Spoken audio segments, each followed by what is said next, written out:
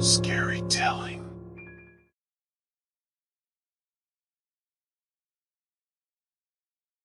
Growing up, the old abandoned house at the end of the street always fascinated me. It was a crumbling old structure with boarded-up windows and a large, rusted gate blocking the entrance. But one day, a strange thing happened. The old house had been completely transformed. It was now a brightly colored funhouse, complete with a giant clown face entrance and a neon sign reading Funhouse above it. I couldn't believe my eyes as I watched the neighborhood children running towards the funhouse, eager to explore its mysterious interior. At first, everything seemed fine. The children would spend hours inside the funhouse, laughing and playing and emerging unscathed. But then, one by one, the children started to disappear. Rumors began to circulate that the funhouse was cursed. Parents started keeping their children away from it, and the once thriving attraction became a desolate and foreboding place. But even with all the rumors, I couldn't resist the lure of the funhouse. I had to see for myself what was inside. One day, I ventured into the funhouse, and what I found there was beyond anything I could have ever imagined. As I walked through the twisting, turning corridors of the funhouse, I could feel the hairs on the back of my neck stand up. The walls were painted in garish colors, with twisted and distorted mirrors lining the halls. The floorboards creaked under my feet, and I could hear strange whispers and laughter echoing through the halls. As I rounded a corner, I saw something that made me freeze in my tracks. A group of children stood huddled together in a corner, their faces twisted in fear. "What's going on?" I asked them, trying to keep my voice calm. One of the children pointed down the hall towards a large tent-like structure that hadn't been there before. "That's where they take them," she said, her voice barely above a whisper. I knew I had to investigate. I made my way towards the tent, my heart pounding in my chest. As I drew closer, I could see that it was surrounded by a thick cloud of white smoke.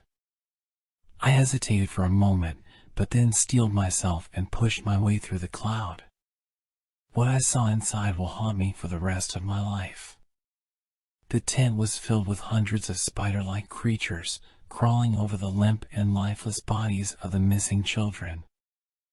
I stumbled backwards, my mind reeling in horror. I had to get out of there, and fast. As I turned to leave, I saw a figure standing in the doorway of the tent. It was the owner of the funhouse, a twisted smile on his face. "You weren't supposed to see that," he said, his voice dripping with malice. I knew then that I had to get out of the funhouse and never look back. But I could feel his eyes on me as I fled, and I knew that the horrors of the funhouse would stay with me forever. I couldn't shake the memory of the horrors I had witnessed at the funhouse. I tried to forget, but the nightmares kept me up at night, and I found myself avoiding the old house at the end of the street. But the mystery of what had happened to the missing children nagged at me, and I knew I had to find out the truth. I began to research the history of the funhouse, and what I found made my blood run cold. The previous owner of the house had been a notorious serial killer who had lured children into his home and murdered them in cold blood. The new owner, I realized, was continuing this twisted legacy, using the funhouse as a cover for his heinous crimes. I knew I had to do something. I contacted the police, but they didn't believe me. They thought I was just a crazy conspiracy theorist. I was on my own. I decided to take matters into my own hands, and I began to spy on the owner of the funhouse. What I saw was even worse than I had imagined. He had a hidden room in the funhouse, filled with torture devices and restraints. I knew I had to act fast, before more innocent children fell victim to his twisted games. One night, I snuck into the funhouse, determined to put an end to his reign of terror once and for all.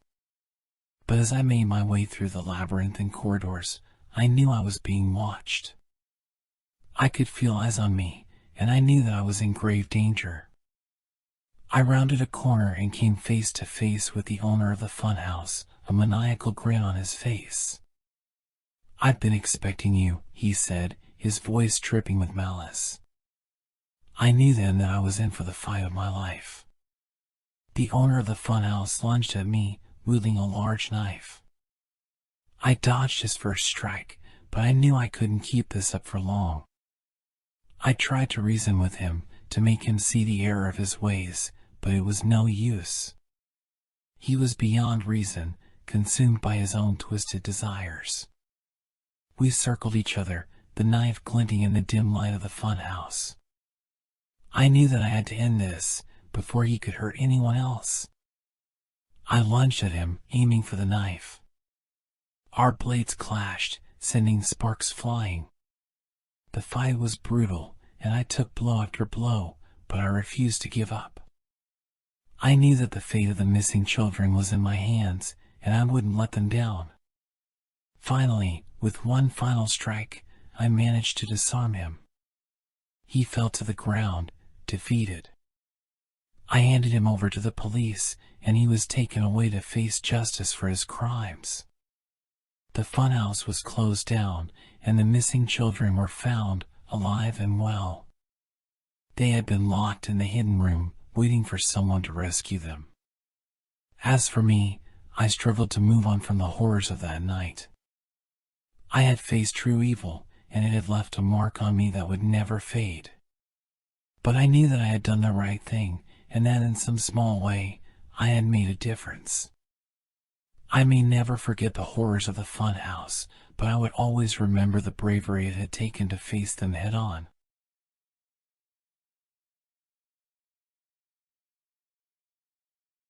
I woke up groggy, my head pounding and my vision blurred. It took me a few moments to realize that I was tied up, my arms and legs bound together in front of me. Panic and confusion hit me like a ton of bricks. What was happening? Where was I? And why was I tied up like this? As I struggled to free myself, I realized something even more horrifying. My arms and legs were no longer attached to the rest of me. I screamed, my voice echoing off the walls of the room. This couldn't be happening. It was like something out of a nightmare. I tried to piece together what had happened, but my memories were hazy, like a jumbled puzzle that I couldn't make sense of. All I knew was that I was in danger, and I had to find a way out before it was too late. I struggled against the ropes, but they were too tight. And then I heard something that made my blood run cold. Footsteps, coming closer and closer. As the footsteps grew louder, my heart began to race. I knew that whoever was coming was not here to help me. And then the door opened, and a figure stepped inside. It was a man, tall and muscular, with a cruel smile on his face. He was holding something in his hand, something that glinted in the dim light. It was a knife.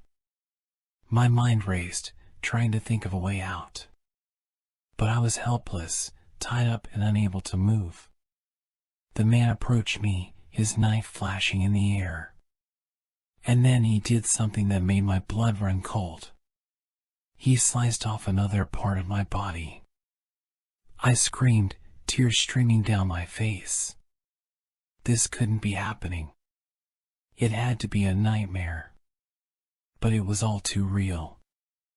The man continued to cut away at me, piece by piece, until there was almost nothing left. And then he stopped, a wicked grin on his face. "You're almost there," he said, his voice low and menacing. "Just a few more pieces, and you'll be complete." I could feel my consciousness slipping away, my body too weak to fight any longer. And then I heard another sound, one that gave me a glimmer of hope. It was the sound of footsteps, coming closer and closer. The man turned towards the door, a look of surprise on his face. And then I saw her. It was my best friend, Sarah. She had come to save me. She rushed forward, taking the man by surprise. He stumbled backwards, dropping the knife as she tackled him to the ground. I could barely believe what was happening. It was like a dream come true. But there was still one problem. I was still tied up, my body in pieces scattered around the room. Sarah rushed to my side, tears streaming down her face. "Oh my God," she said, her voice choked with emotion. "What have they done to you?" I could barely speak, my body too weak to move. But I managed to whisper out a few words. "Get me out of here. Please." Sarah quickly set to work, untying the ropes that held me in place. It was painful, excruciatingly so, but I was too grateful to care. As she worked, I felt a strange sensation wash over me. It was like I was being put back together, piece by piece. And then, miraculously, it was over. I was whole again, my body restored to its former state. I couldn't believe it. It was like something out of a horror movie, a nightmare that I never thought I would wake up from. But I was awake, and I was alive. And I knew that I had Sarah to thank for that.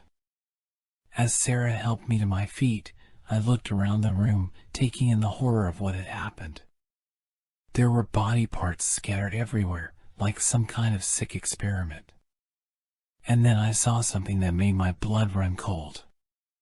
On the wall, written in what looked like blood, were the words, "You're next."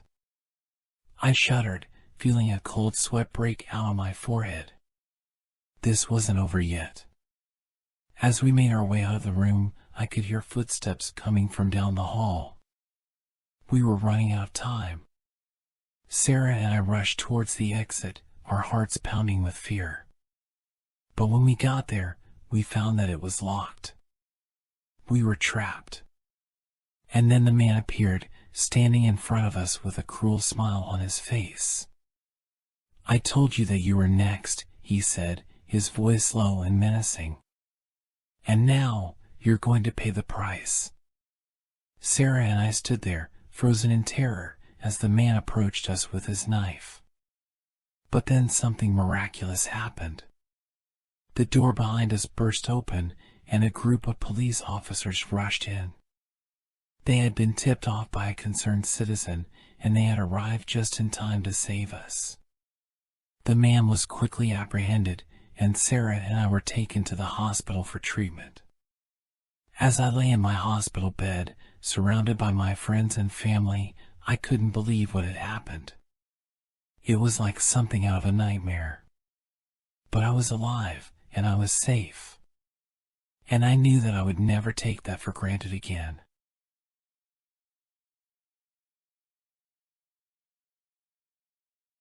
I couldn't believe what I had just done.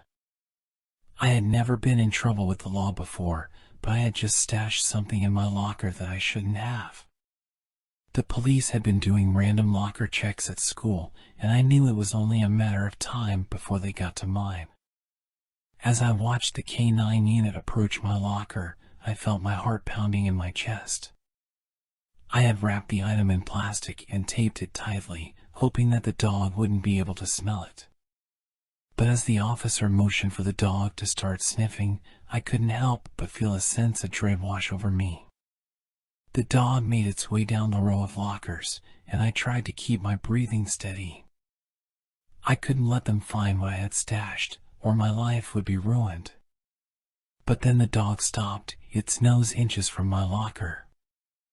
I break into a nervous sweat as the police dog walked closer to my locker.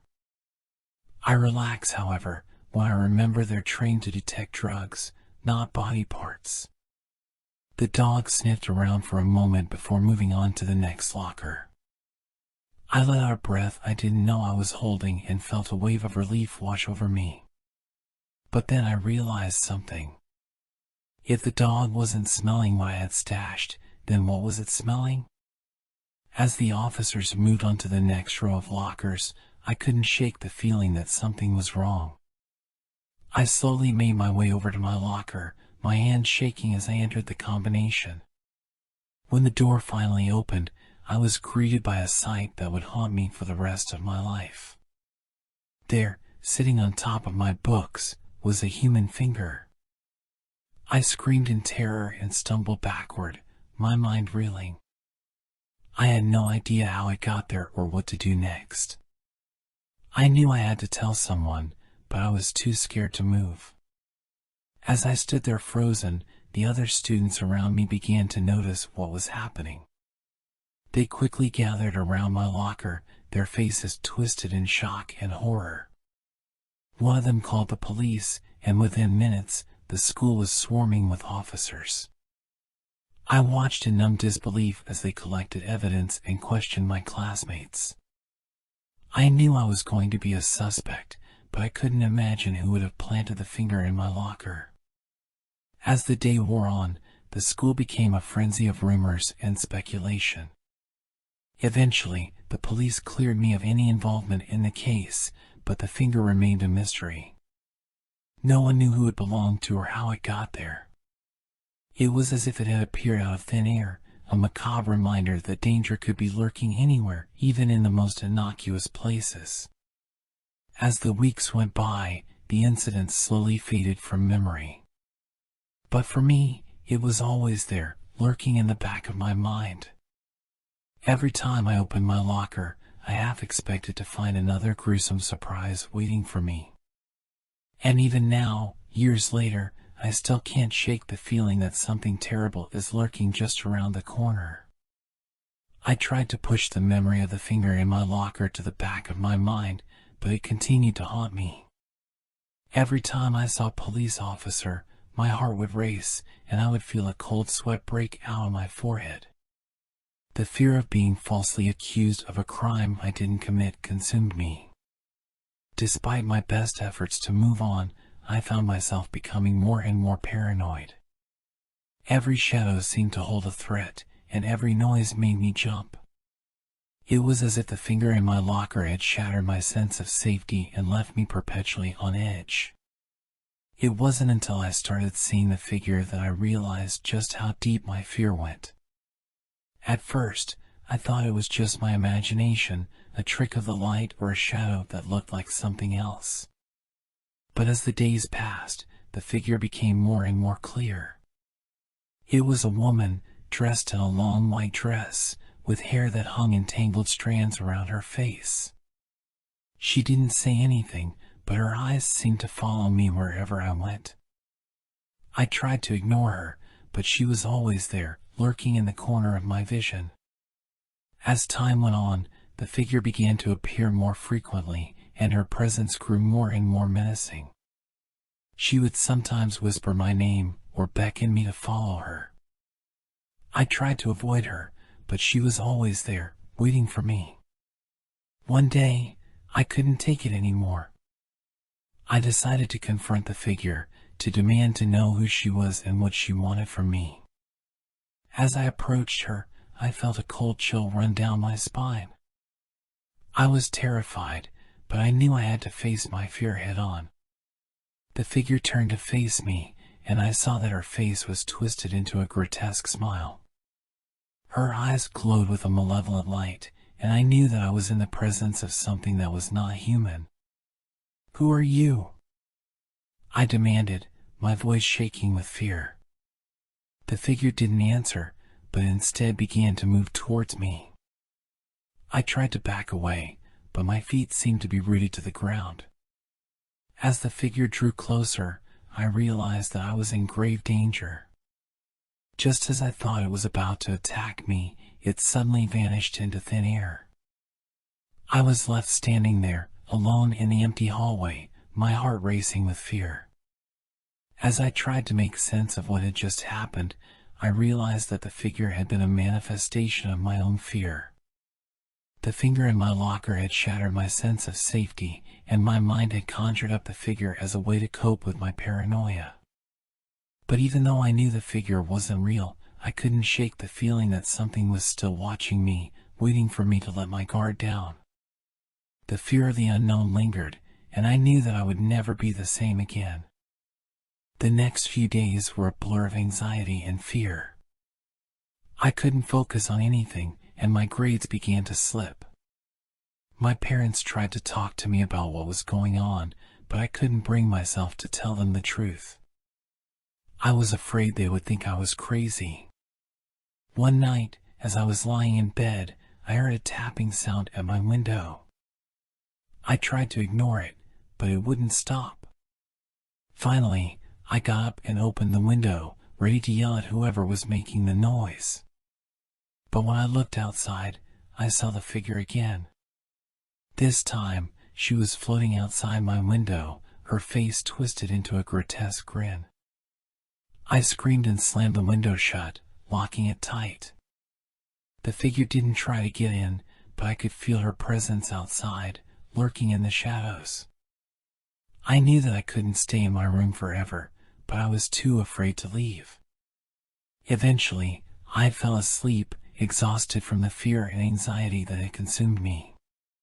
When I woke up the next morning, I felt like I had been hit by a truck. My head was pounding, and my stomach was churning. As I got ready for school, I tried to push the memory of the figure out of my mind. But every time I closed my eyes, I could see her, floating outside my window, her eyes glowing with malevolent intent. As the day wore on, I found myself becoming more and more paranoid. I thought I could hear whispers in the hallway, and every time someone looked at me, I felt like they were judging me. It wasn't until I got home that I realized just how deep my fear had taken hold. I went to my locker to get my books for homework, and when I opened it, I saw something that made my blood run cold. There, sitting on top of my books, was another finger. But this time, it was accompanied by a note. "I'm watching you," it read. "Don't think you can escape me." I screamed and slammed the locker shut, tears streaming down my face. The fear and paranoia had taken over completely, and I didn't know how much longer I could hold on. I knew I had to tell someone about the finger and the note, but I was too scared to talk to the police. I thought they would never believe me, and I would end up being the prime suspect. Instead, I decided to confide in my best friend, Sarah. Sarah was always there for me when I needed her, and I knew she wouldn't judge me. When I told her about the finger and the note, she listened patiently, her face a mask of concern. "We have to tell someone," she said firmly. "This is getting out of hand." I nodded, relieved that I wasn't alone in my fear. Together, we decided to tell our school counselor, hoping that he would be able to help us. The counselor listened carefully as we told him about the finger and the note. He didn't seem surprised, and I wondered if he had heard similar stories before. "I think it's best if we involve the police," he said finally. "This is a serious matter, and we need to take it seriously." I nodded, feeling a sense of relief wash over me. Maybe now, with the police involved, I could finally put an end to the terror that had consumed my life. The police arrived at the school soon after, and I found myself giving a statement about the finger and the note. They asked me questions about where I had been when the finger was planted, and if I had any enemies or people who might want to harm me. I couldn't think of anyone who would want to hurt me, but the police seemed convinced that it was a deliberate attempt to scare me. They promised to investigate further, and I was left feeling slightly more hopeful. But that hope was short-lived. As I was leaving school that day, I saw the figure again. She was standing in the parking lot, her eyes fixed on me. I froze, my heart pounding in my chest. But then something strange happened. The figure began to change, her form morphing into that of a young woman with long blonde hair.